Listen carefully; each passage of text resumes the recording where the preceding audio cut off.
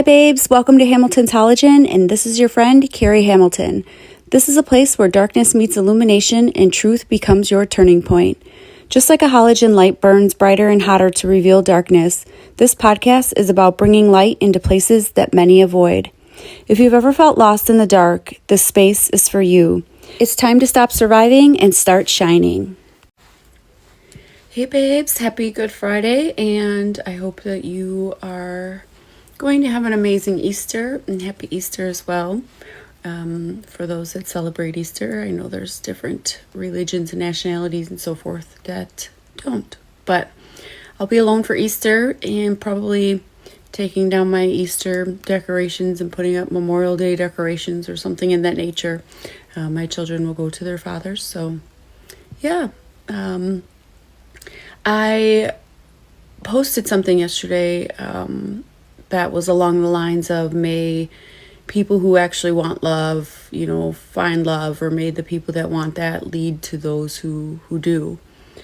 And I had a couple people message me, and it brought me to thinking just so much about love in general. I feel that why I posted that is, going on a healing journey and really going and digging deep into my spirit and, why I'm here, what is my mission, what is my purpose, what is my soul reasoning for this experience. Like, maybe people do see it as surface level that, you were just here to be a mom or come, to make family or, but is that really just your purpose? Like, are you, what is your gift? Do you know your gift? Do you know your mission? If you don't, I suggest that maybe pray for that and see if you can be led to really fulfill your mission and purpose in this life, because there really is so much more than what we think.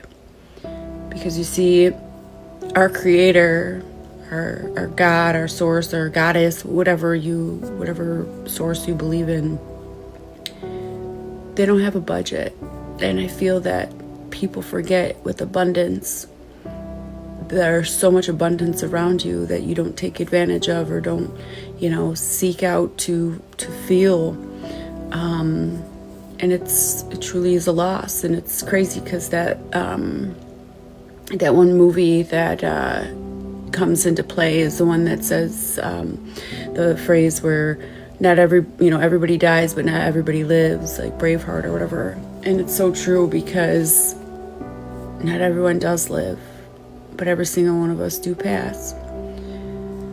And so putting that post out there about love, there's what I realized is in this journey is that we all want love. Love is the answer. Love is the key. Love is the final, part of that mission. And we are trained to seek everything external. We want to find a certain person and think that that's going to complete us. We want to find money because we're financially, strapped, and we feel like that's going to, complete our happiness and our love for ourselves. And we want to find a bigger home, or, having kids will complete me and make me feel loved. And sure, all of those things are great things, but they won't make you complete. And what I think people need to realize is that doing the internal work, that is how you will discover your purpose and your mission and your spirit, your soul, and what truly love is.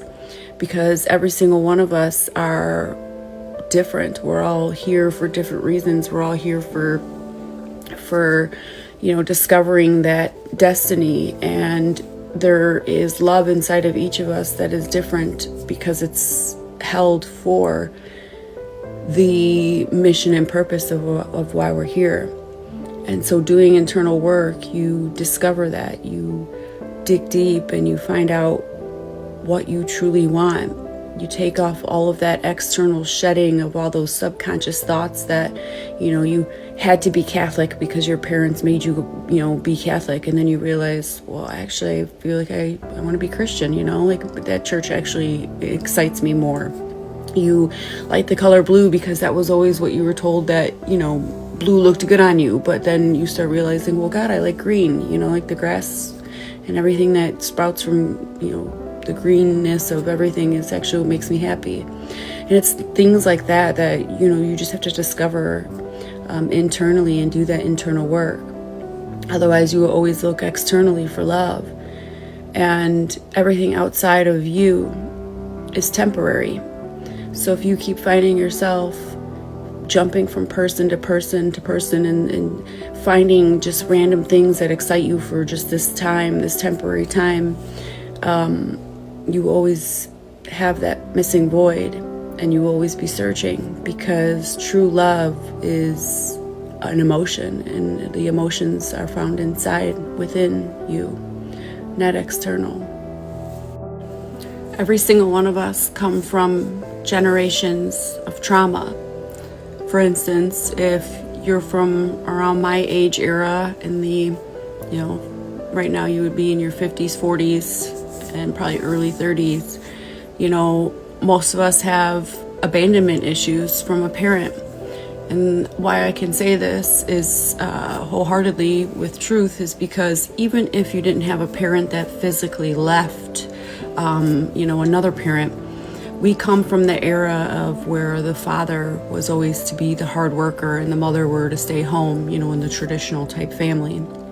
And that father was always gone because he was always obviously providing for his family, and doing the work to provide.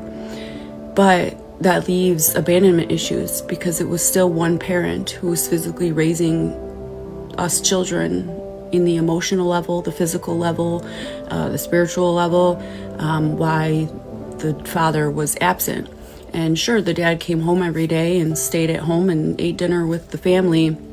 He still wasn't there emotionally as a parent, and to be involved with all of the things that, the football games and the, big tests and the big, school project events that, the mom attended and things like that. So that still left abandonment. Those are all special milestones in one's life that both parents should be a part of, but we just weren't raised that way. We were in a generation where, like I said, the dad worked and the mom did all that. That was like her job. And then some have actual physical abandonment, like where their father was never around or mother was never around, obviously, as I've shared that for my own self. And now in this generation, so many are divorced and single family homes are so common now. So now this generation will have the survival trauma. They will have that one parent that was always in survival mode, hustling, making a paycheck, providing, doing the work of both parents. So now that leads to almost abandonment by both parents, because you have to work, you have to put food on the table, you have to, you can't attend everything. Sometimes even the grandparents are filling in for that type of stuff. So every generation will have trauma of some sort. And why I bring this up is because at the end of the day, to fix trauma and to, have surface level desires that we do to fix that is, by seeking love, by seeking something to fulfill the void that we carry from the generational trauma that we have. And now that this whole world is based on conveniency, so many have missed the commitment.